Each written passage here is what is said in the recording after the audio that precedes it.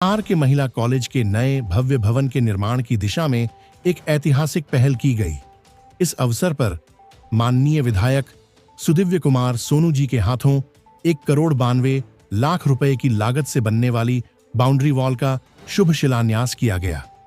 College के इस नए भवन के लिए 20 एकड़ भूमि पहले ही विभाग को हस्तांतरित की जा चुकी है, जो गिरिडीह की शिक्षा के विकास में एक महत्वपूर्ण कदम है।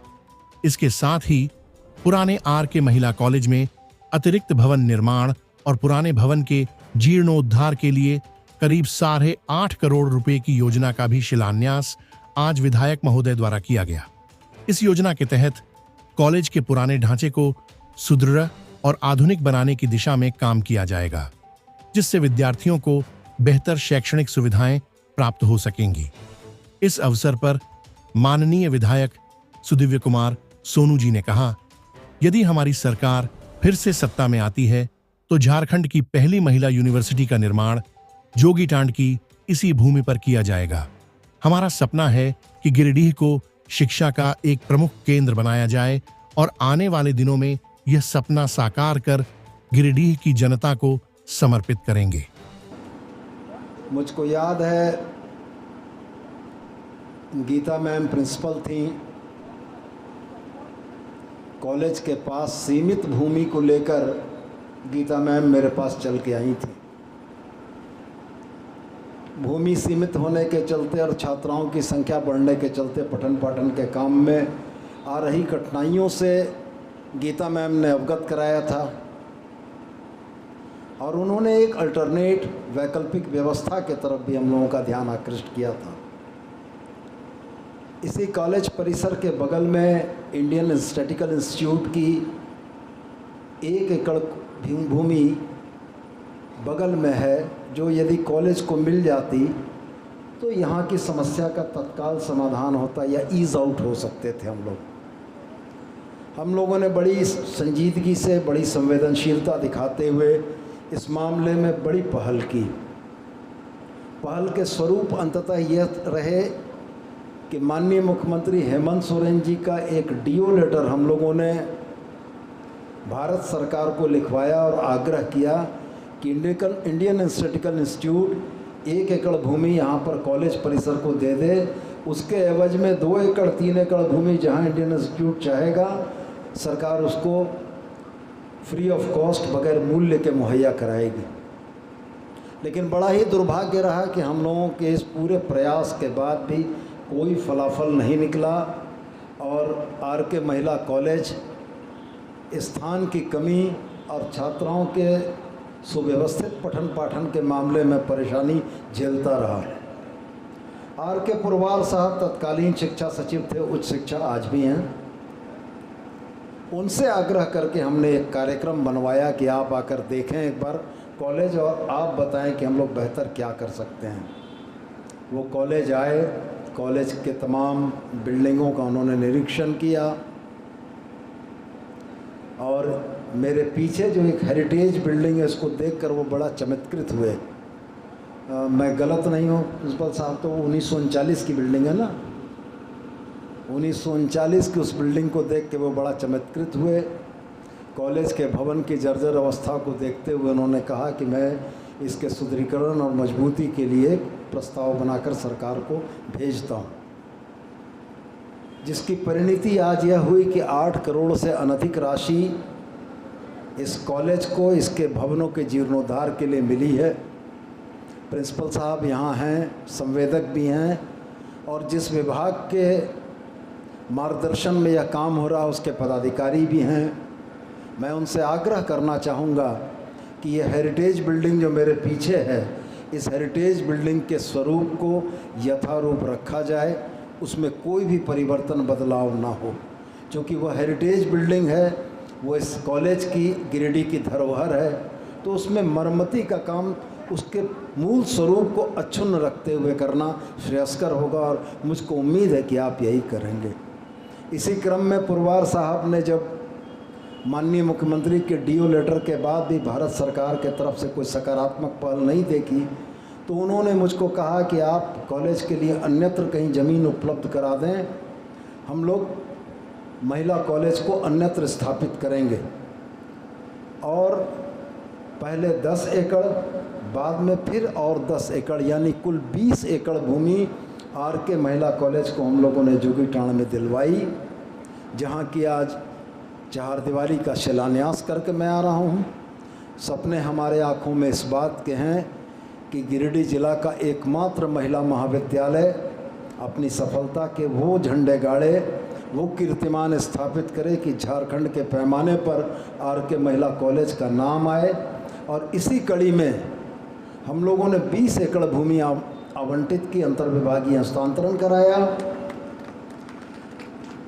और भविष्य के लिए मेरा एक सपना है, ईश्वर ने चाहा और आप लोगों का आशीर्वाद रहा तो वो सपना ज़रूर पूरा होगा। मेरा सपना यह था कि मैं झारखंड की पहली वुमेन यूनिवर्सिटी, महिला विश्वविद्यालय उसी जोगीटाण की धरती पर ला सकूं कि झारखंड के पैमाने पर वो पहली वुमेन यूनिवर्सिटी होगी, जिस वुमेन यूनिवर्सिटी के लिए हम लोगों ने 20 एकड़ भूमि हस्तांतरित की है। और बच्चियों की शिक्षा के लिए, तमाम बातों के लिए एक बड़ा महत्वपूर्ण कदम होगा। मैं संविदा कर्मियों की बातों को, इस कॉलेज में पढ़ा रहे शिक्षकेतर कर्मचारियों, शिक्षकों की समस्याओं से पूर्व में भी अवगत हुआ हूँ, इसमें दो राय नहीं है। लेकिन एक चीज़ हमने देखा है कि विनोबा भावे यूनिवर्सिटी जिसके अंतर्गत गिरिडीह आता था, कहीं ना कहीं विनोबा भावे के स्तर से गिरिडीह के कॉलेजों को एक सौतेलापन महसूस हुआ। हमने भी वीसी साहब से बहुत सारे मुद्दों पर बात की है, लेकिन जो सकारात्मक पहल वीसी साहब की तरफ से होनी चाहिए थी वो हमें नहीं दिखी। हम लोगों ने उसका भी समाधान निकाला और आज से कुछ दिनों पूर्व sir JC. Bose university Vinoba Bhave से काट कर हम लोगों ने गिरिडीह में स्थापित करने का निर्णय किया है। चहारदीवारी का शिलान्यास हुआ है। आने वाले दिनों में वो यूनिवर्सिटी कार्यरत होगी और गिरिडीह के तमाम कॉलेज उसके अंतर्गत आएंगे। तो शिक्षा के क्षेत्र में बहुआयामी परिणामों को ध्यान में रखते हुए हम लोगों ने प्रगति की ओर कदम बढ़ाया है। चाहे वो सर जे.सी. बोस यूनिवर्सिटी हो, चाहे वह गवर्नमेंट इंजीनियरिंग कॉलेज हो, चाहे आर के महिला के भवन का सुदृढ़ीकरण हो, चाहे आर के महिला के नए परिसर की बाउंड्री हो, चाहे बहुउद्देशीय भवन हो। कहने का मतलब यह है कि शिक्षा किसी समाज का मेरुदंड है और इस मेरुदंड को जितना मजबूत किया जाएगा समाज उतना मजबूत होगा, और जब समाज मजबूत होगा तो राज्य मजबूत होगा और देश मजबूत होगा। मैं सिर्फ एक बात और कहना चाहूँगा। बड़ी उम्मीद लेकर संविदा कर्मी मेरे समक्ष आए। उनकी आंखों की चमक यह बताती थी कि उन्हें इस बात का भरोसा था कि उनकी बातों पर संज्ञान लिया जाएगा। लेकिन मैं आपको झूठे आश्वासन नहीं देना चाहता हूँ। सरकार में रहने के बाद विधायक के तौर पर यह 5 साल पूरा करने के दरमियान सरकार के कार्य संचालन के तौर तरीके समझ में आए। प्रिंसिपल साहब ने आग्रह किया कि 8 तारीख के कैबिनेट में मामले आ जाएं। प्रिंसिपल साहब, सरकार के कैबिनेट में मामलों को लाने की एक बड़ी दुरूह प्रक्रिया है। विभिन्न विभागों का समन्वय है। यदि सिर्फ सेवानिवृत्ति की आयु को बढ़ाने के मसले हैं तो आपको विधि से, कार्मिक से, वित्त से अनुमति की आवश्यकता है। और जब आप इन 3 विभागों से अनुमति लेते हैं तो इसमें लगने वाला समय, आप 8 तारीख को इन चीज़ों को नहीं ला सकते हैं। लेकिन हम एक बात के लिए ज़रूर आपको आश्वस्त करते हैं, समय अब हमारे पास बड़ा सीमित बचा है। 1 हफ्ते के अंदर में आचार संहिता की घोषणा हो जाएगी। लेकिन मैं आपको एक बात ज़रूर कहता हूँ, राज्य के तमाम संविदा कर्मियों के प्रति जिस सहानुभूति के भाव के साथ हेमंत बाबू ने शासन किया, यह सच है कि आपकी समस्याएं अनअटेंडेड रह गईं, आपकी समस्याओं की तरफ बहुत ध्यान नहीं गया। लेकिन अगर झारखंड की जनता ने दोबारा मौका दिया तो हम आश्वस्त करते हैं आपको कि आपकी समस्याओं के समाधान की दिशा में हम लोग एक संजीदगी भरा कदम उठाएंगे और आपकी समस्याओं का समाधान जरूर करेंगे। और रह गया सवाल घंटी आधारित शिक्षकों का, जो मुद्दा इन्होंने कहा है, यह भी बड़ा महत्वपूर्ण विषय है। लेकिन इस विषय पर भी गौर करने और निर्णय लेने में थोड़ा समय लगेगा, लेकिन हम कतई नहीं चाहेंगे कि हमारे महाविद्यालयों में पढ़ने वाले छात्रों को शिक्षकों की कमी के चलते गुणवत्तापूर्ण शिक्षा से वंचित होना पड़े।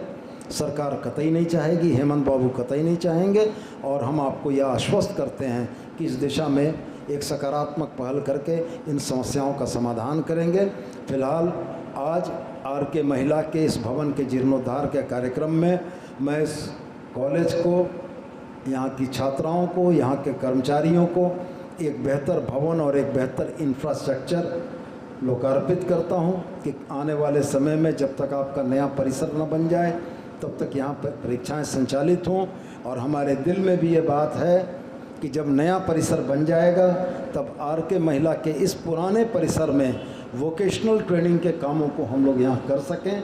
नियमित शिक्षा की व्यवस्था हम लोग वहाँ करेंगे। वोकेशनल ट्रेनिंग, MCA, BCA, तमाम तरह के डिस्टेंस लर्निंग के जो भी कोर्सेज़ हैं वो सारे कोर्सेज़ हम लोग यहाँ चलाएंगे। इस परिसर की गुणवत्ता और गरिमा को भी बना कर रखेंगे और नए परिसर में शिक्षण कार्य भी करेंगे। तो मेरी इन्हीं उम्मीदों और सपनों के साथ आप सभी को बहुत बहुत धन्यवाद, और ईश्वर से मैं प्रार्थना करता हूँ कि जो सपना हम लोगों ने गिरिडीह में शिक्षा की क्रांति के लिए देखा है वह निश्चित रूप से धरातल पर उतरे और आम लोगों को, आम छात्रों को, छात्राओं को इसका लाभ मिले। बहुत बहुत धन्यवाद।